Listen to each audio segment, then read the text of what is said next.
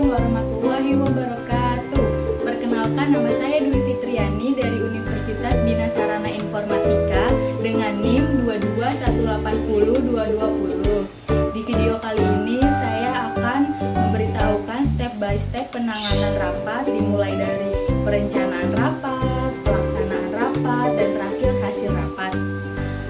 Selamat menonton. Di sini saya akan menjelaskan tentang step yang pertama, yaitu perencanaan rapat. Yang harus disiapkan adalah persiapan rapat sebaik mungkin.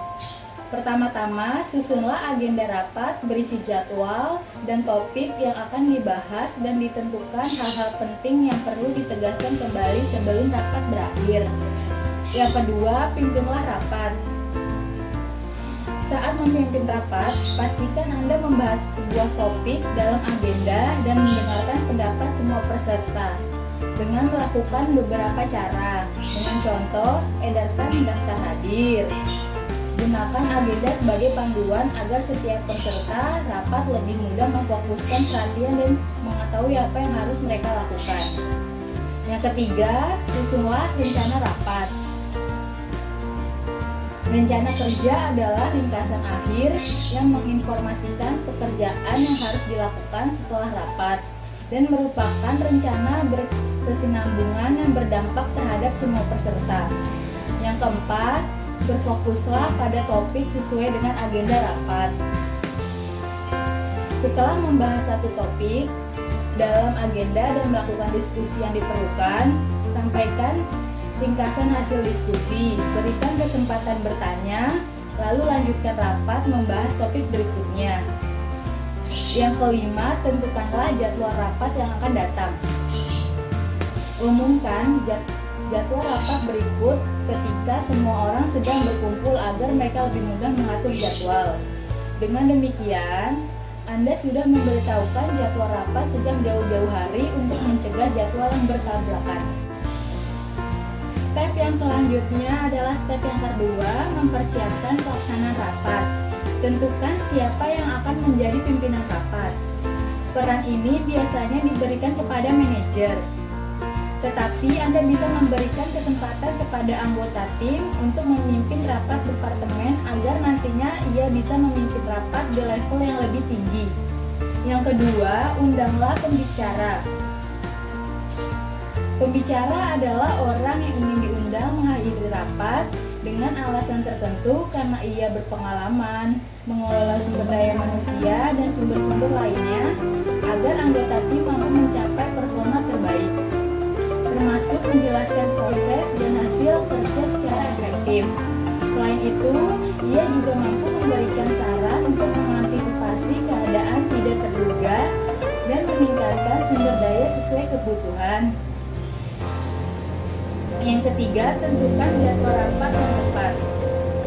Saat menentukan jadwal, pertimbangkanlah ketersediaan waktu dan keterbatasan para peserta. Contohnya, semua peserta bisa mengikuti rapat di hari Senin sore, tetapi waktu tersebut kurang pas untuk membahas masalah besar. Yang keempat, siapkan agenda rapat. Agenda rapat setidaknya harus berisi sebuah list berisi topik yang akan dibahas, pengendalian tugas presentasi, dan pembagian waktu untuk membahas setiap topik. Yang kelima, usulkan peraturan rapat.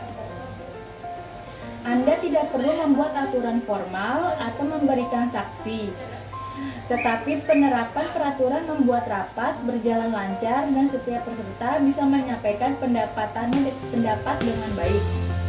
Yang keenam, tentukanlah pembandingan waktu. Susunlah agenda rapat dengan menentukan beberapa lama waktu yang dibutuhkan oleh setiap pembicara dan mendiskusikan setiap topik. Yang ketujuh, kirimkanlah agenda rapat. Sehari sebelum rapat, kirimkan agenda rapat kepada seluruh peserta agar setiap orang memiliki fotokopi jadwal dan mengetahui tujuan rapat. Selain itu, mereka juga bisa memberikan tahu Anda jika dalam agenda ada informasi yang salah. Yang ke-8, kirimkan pengingat. Sebelum memulai rapat, yang baru pertama kali diadakan atau tidak rutin, kirimkan pengingat 1 jam sebelum agar semua peserta hadir tepat waktu.